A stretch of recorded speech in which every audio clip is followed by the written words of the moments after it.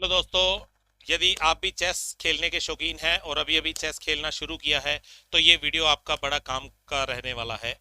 इस वीडियो में आज आप देखेंगे कि स्टार्टिंग की मूव्स हमने कैसे चलनी होती हैं, क्योंकि बहुत सारे दोस्त मुझे मिलते हैं, बहुत सारे बच्चे मुझसे पूछते हैं कि चेस में कुछ ऐसी बताओ ताकि हम जीत जाएं। हालांकि ऐसे बहुत सारे ट्रैप्स होते हैं जिसमें कि फंस कर हम सामने वाले को हरा सकते हैं, लेकिन यदि सामने वाला अपोनेंट भी उतना होशियार है तो शायद हम अपने ही ट्रैप में कहीं ना कहीं फंस जाते हैं। तो दोस्तों, ये वीडियो में आज आपको पता चलेगा कि किस तरीके से हमने अपनी ओपनिंग करनी है। चेस में ओपनिंग के क्या क्या रूल्स हैं, क्योंकि इसके बेसिक प्रिंसिपल्स हैं। यदि आप उसे फॉलो करते हैं तो डेफिनेटली आपकी चेस गेम जो है बहुत इंप्रूव हो जाती है।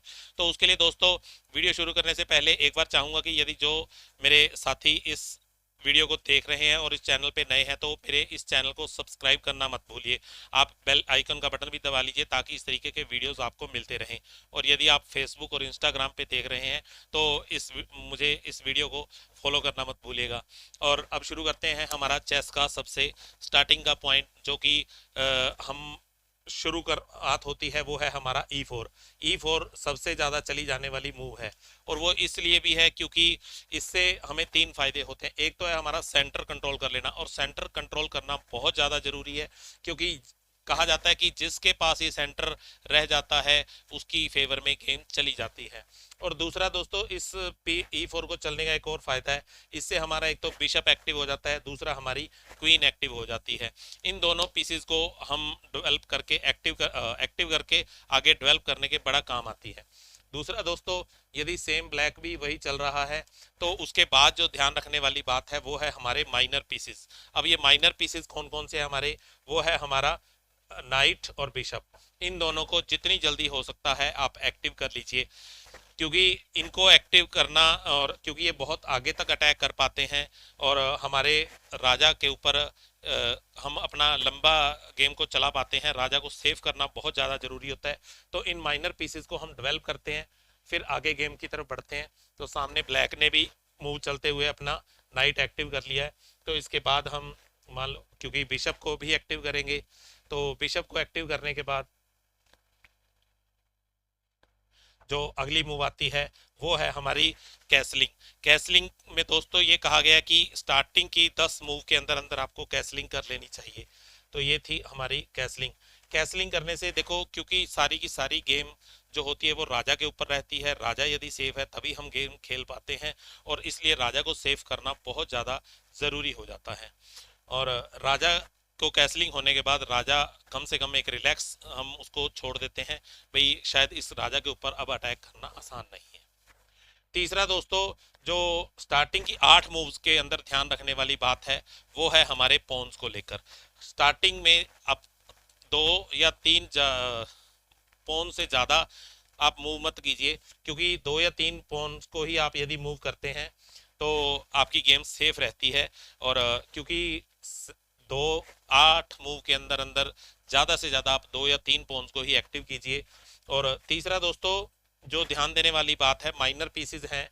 जब हम घोड़े को एक्टिव कर रहे होते हैं, जैसे अपन ने इसको किया, तो अब ये देखेंगे नाइट को हम इधर भी और यहाँ पे भी और यहाँ पे भी मूव कर सकते हैं। तो घोड़े के लिए बेस्ट मूव क्या है, तो दोस्तों घोड़े को याद रखेंगे, घोड़े को सेंटर पसंद है।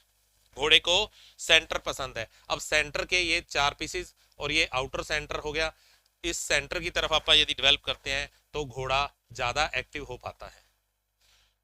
घोड़े को सेंटर पसंद है। घोड़े को ये चेस बोर्ड की जो साइड की 4 वॉल्स हैं इस पे ले जाने से बचें, क्योंकि यहाँ पे घोड़ा जो है, नाइट जो है हमारा ज़्यादा एक्टिव नहीं रहता है। इसी तरीके से दूसरा जो हमारा माइनर पीसेस है वो है बिशप।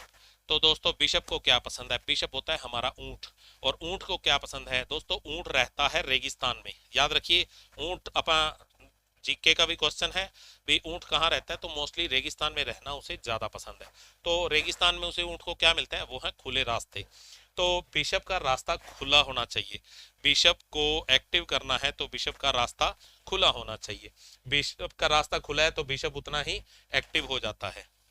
घोड़े को सेंटर पसंद है, बिशप को खुले रास्ते पसंद है। तो अब आती है अब हमारे हाथी यानी रुक की बारी। तो रुक को क्या पसंद है, तो दोस्तों रुक मतलब हाथी। हाथी को क्या पसंद है, हाथी को अक्सर हम देखते हैं वो है झुंड के अंदर रहना। हाथी अपनी फैमिली के साथ पूरे झुंड में रहता है, तो यहाँ चेस के अंदर भी वही रूल काम करेगा। जो हमारा रुक है, उन दोनों रुक को आपस में यदि हम कनेक्ट कर देते हैं तो भी जो है ना हमारी गेम आगे चल पाती है। जैसे अपन ने यहाँ से बिशप को यहाँ निकाला और उसके बाद इसको चला,